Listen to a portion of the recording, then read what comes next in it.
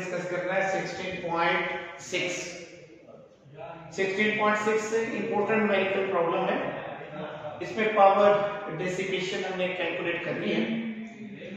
Statement इसकी हम समझते हैं। स्टेटमेंट इसकी अगर आप अंडरस्टैंड करेंगे तो फिर आपको सॉल्यूशन आसान लगेगा। देखिए क्या बोल रहे हैं, 10 milli henry and 20 ohm coil. एक कॉइल है, उसकी इंडक्टेंस 10 मिली हेनरी है और उसकी रेजिस्टेंस 20 ओम है। देखिए यहां मैंने इसे मेंशन भी कर दिया कि इसकी इंडक्टेंस 10 मिली हेनरी है और इसकी रेजिस्टेंस 20 ओम है। इस कनेक्टेड, इसे कनेक्ट किया गया किसको, कॉइल को अक्रॉस 240 वोल्ट एक ऐसे अल्टरनेटिंग सोर्स के साथ जिसकी वोल्टेज की वैल्यू 240 वोल्ट्स है एंड 180 बाय पाई हर्ट्ज, और उस सोर्स की फ्रीक्वेंसी 180 बाय पाई हर्ट्ज है। How much power is dissipate, कहते कितनी पावर डिसिपेट होगी, ठीक है, इंडक्टर में इस कॉइल।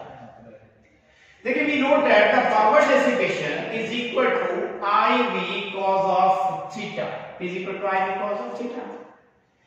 आप इस इक्वेशन को देखो, पावर डिसिपेशन कैलकुलेट करने के लिए you must have value of current through the coil, voltage connected across the coil and phase difference between I and V।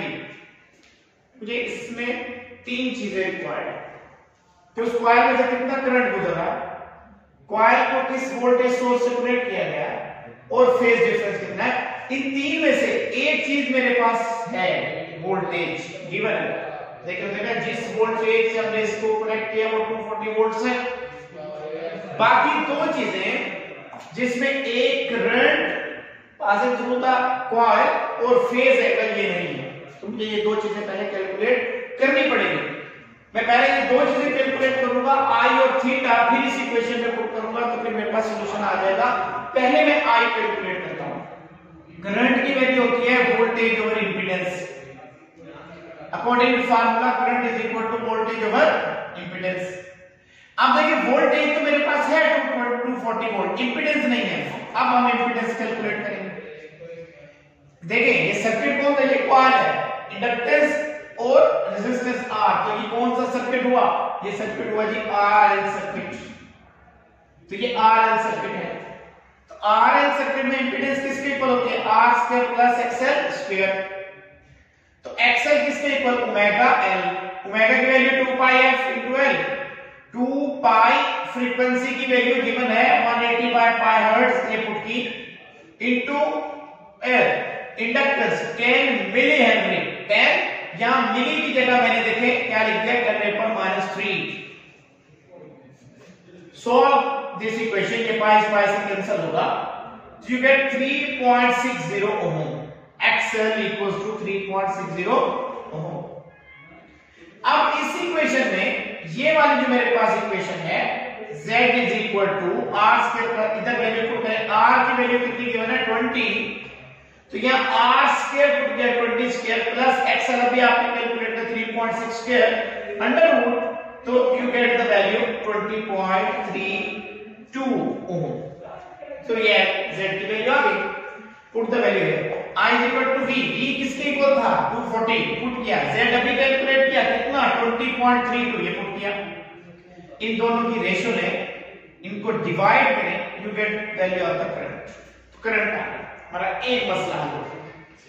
इसमें कितनी चीजें चाहिए थी, I, V और थीटा। V तो गिवन है, I क्या करना था, कैलकुलेट करना था। थीटा क्या करना था, कैलकुलेट करना था। I कैलकुलेट हो गया, देखिए I हमने कैलकुलेट कर लिया 11.81 एम्पीयर।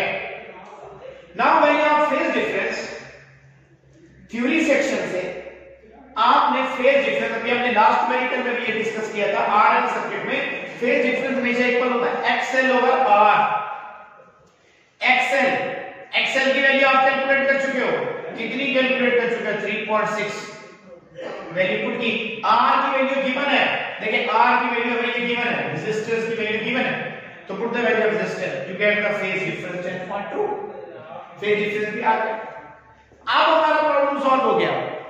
इस इक्वेशन में I भी नोन है, V भी अब नोन है और थीटा भी नोन है। Put the value of I 11.81, put the value of V 240, put the value of theta 10.2।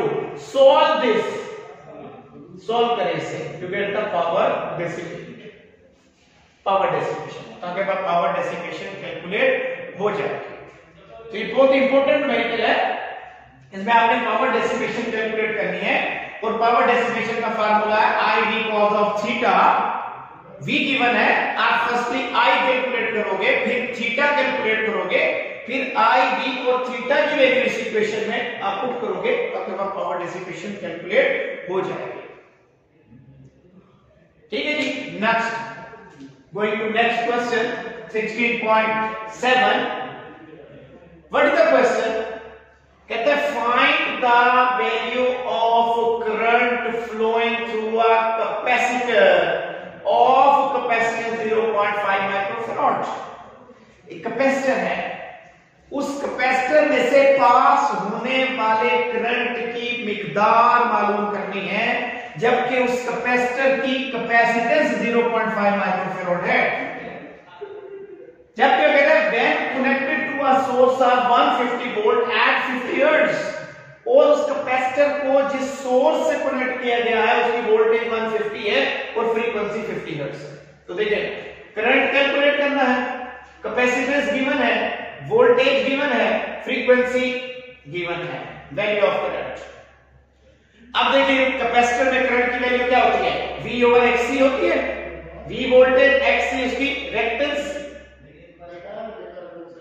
तो देखिए ये क्या आया, XC कैलकुलेट करें। XC क्या होता है? 1 ओवर ओमेगा C। ओमेगा की जगह क्या लिखा? 2 पाई XC। देखिए हमने सिंपली सी वैल्यूज पुट किया, 2 पाई 3.14, फ्रीक्वेंसी 50 और कैपेसिटेंस क्योंकि थी 0.5 माइक्रोफैराड, तो माइक्रो को हमने लिखा ढाई -6, तो ये -6 यहां। इसे सॉल्व किया तो XC कैलकुलेट हो गया। तो अपने I कैलकुलेट करना है, V तो गिवन है, V कितना गिवन 150, XC चाहिए था, XC कैलकुलेट कर लिया। अब V 150 गिवन है, XC भी गिवन है, V 150, XC 6.37 10.3 आ गया, याद है आपके पास, वैल्यू पुट कर दी यहां पर। तो यहां 150 divided by 6.10 ohm, it will be 0.0236 ampere. तो देखिए करंट जो कैपेसिटर में से पास करेगा, जो गुजरेगा, उसकी वैल्यू कैलकुलेट होगी। तो ये हमारे पास न्यूमेरिकल प्रॉब्लम है 16.7। हमारा आज का आखिरी लास्ट न्यूमेरिकल जो है वो है 16.8, भी बहुत आसान न्यूमेरिकल। कहते हैं alternating source of EMF 12 volt. एक ऑल्टरनेटिंग सोर्स है हमारे पास जिसकी ईएमएफ 12 वोल्ट है एंड फ्रीक्वेंसी 50 हर्ट्ज, और उसकी फ्रीक्वेंसी 50 हर्ट्ज है, is applied to a capacitor. इसको हमने अप्लाई कर दिया कैपेसिटर पे, मतलब एक कैपेसिटर के साथ इसे जोड़ दिया। एक ईएमएफ सोर्स को हमने किसके साथ जोड़ दिया? वोल्ट कैपेसिटर के साथ, और उस ईएमएफ सोर्स के वोल्टेज कितने हैं? उसने दिया हुआ 12 वोल्ट्स और उसकी फ्रीक्वेंसी कितनी दी हुई है? 50 हर्ट्ज।